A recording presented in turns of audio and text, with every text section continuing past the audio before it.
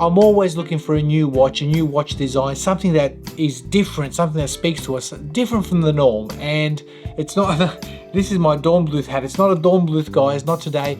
Today is a British brand. It's called Swan Edgar. It's basically an independent or a micro brand, and this is called the Horizon collection.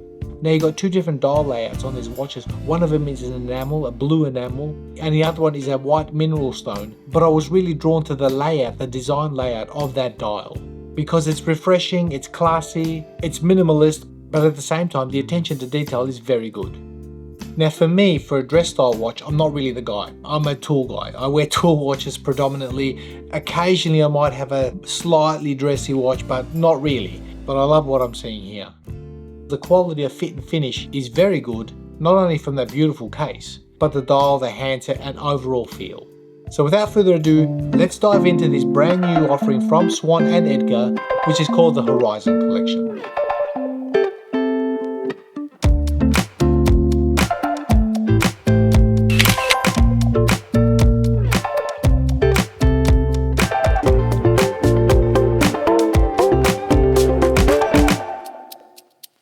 Now the name of this brand actually takes inspiration from the Swan and Edgar store in London. It's a store that was located in London's West End. It was around from the early 1800s until around 1960. And the products that were showcased in this store basically featured British craftsmanship, uniqueness, and something of quality. And this brand, taking inspiration from that legacy, I can see in the watch's design, its finish, and overall aesthetic, they seem to be on the right track. Now, it's not all been roses. I've actually been very frustrated with this watch. Being a tool guy, being a guy who's into tool watches and stuff, there's a trade-off when you get a watch that's designed like this, for me. And I'm going to share that in the course of this review in the Room for Improvement section. Now, Swan and Edgar have sponsored this video, so I will of course leave the appropriate links in the description section. Feel free to check them out. Now, apart from that beautiful case shape, the real hero of these watches are those dials. Both watches take inspiration from the RAF sector clock in their own unique way, because there's intelligent use of colour in both their watches. For example, the large custom font at the 12 o'clock on both the watches mirrors that visual language of the original RAF clock, but in a more minimalist way. And looking closely at that blue dial, you've got a fume enamel finish which captures the blue tonality of the water in the English Channel. It's got subtle accents of yellow, red, and obviously blue to tie itself together to that original RAF clock. Now, the white dial does it differently, because it still uses those colours, the red, yellow and blue, but it uses it in the date wheel. Because as you change the date, it cycles through those colours on a day-to-day basis. So that's a nice subtle touch in its design, but the dial itself is a mineral stone. It's a white quartz stone that draws its inspiration from the weathered cliff surfaces, and it's got a very nice chalky character. Now, diving into the specifications of these watches, I measure a diameter of 39.5 and a case height of 11.2. The lug to lug is 47.8 and a lug width of 20. The crown is a 6mm signed push-pull crown. Both watches offer 50 meters of water resistance, and the total weight on the supplied leather straps, I measure exactly 66 grams. Now, the comfort on the wrist has been great on both these watches, and if you notice that leather strap, it's actually integrated. It's form-fitted to the lug and case shape. And for me, that's another nice touch that, as an enthusiast, I really appreciate.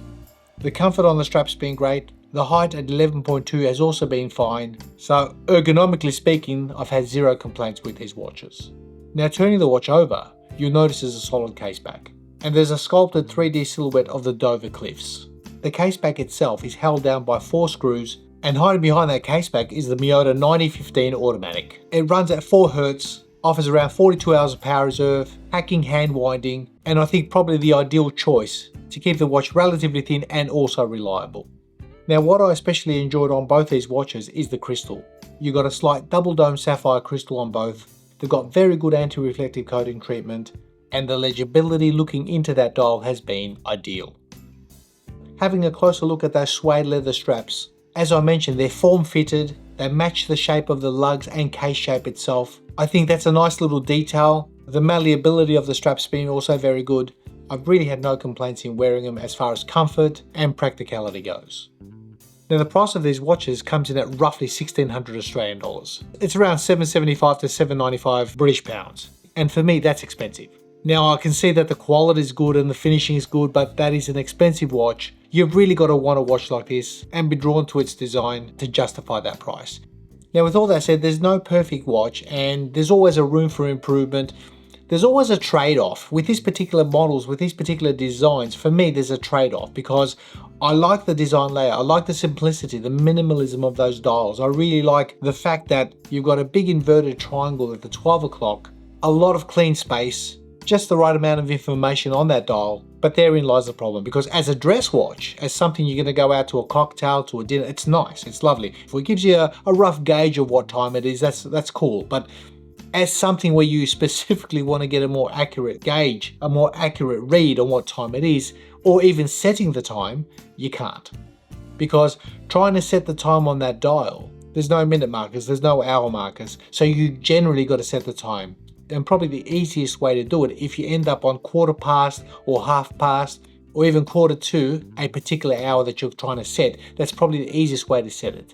Because anywhere else, try finding 22 minutes past 3 or 10 minutes to 12, or it's hard. It's a rough gauge, especially on a dial that doesn't have any markings on it. Now, it's not the first time we've seen a dial like this, and I think it's more of an appreciation of the actual watch's design itself, looking at it in a minimalist way, and that's where I think the focus on this watch is. Now, in saying all that, I appreciate the date complication on this watch and the fact that it's got different colors on that white to complement the original RAF clock, but I think the date itself could have benefited from a slightly bigger opening. It is a little bit tight, especially with double digits. You might find yourself looking 2 or 3 times to get a gauge of what date that is.